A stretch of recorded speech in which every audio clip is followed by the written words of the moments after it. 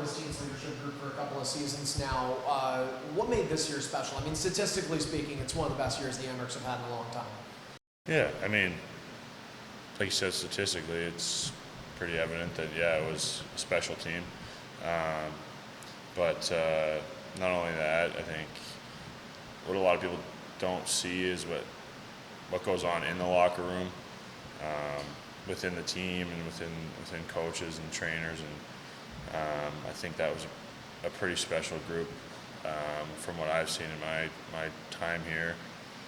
Not only the way the guys treated each other, but the way they treated staff and fans, and it was fun to watch. It was fun to be a part of, and like you said, it was pretty special.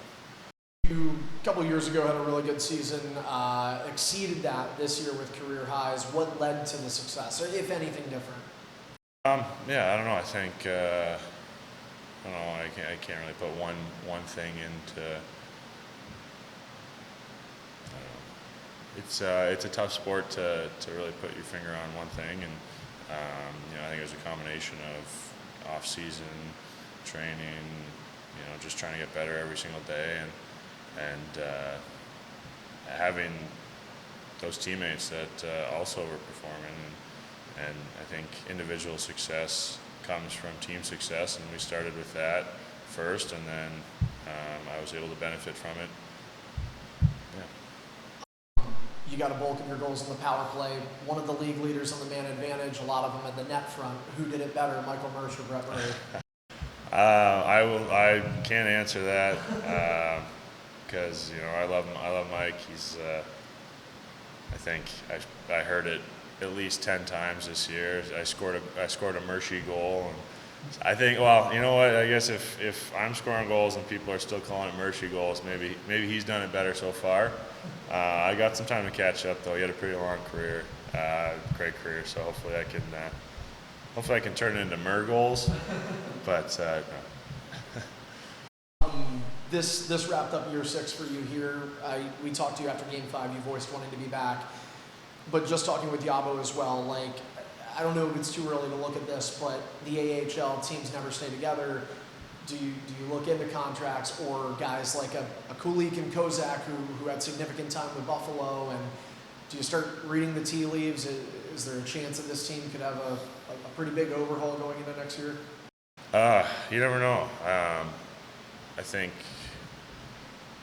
what gets lost a lot is that this is a business for management, and as much as a player can love a city or a team, it's not always your decision whether you want to come back.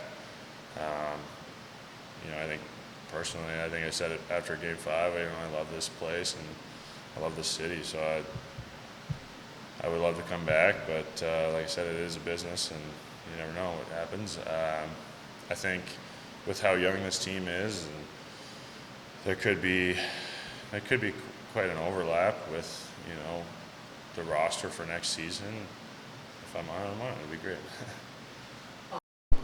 Looking back at that series against Laval, you guys push it to 5 games.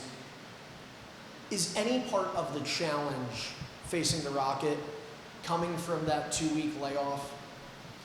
I think it can be if you let it. We tried not to. I believe there was a stat that said there was it's happened 17 times or something in AHL history, and a really good number has gone on to win it. So I don't think we can chalk it up to that. Maybe a little bit of lull for Game 1, and that wasn't great, but I don't think that affected us moving forward for the rest of the series.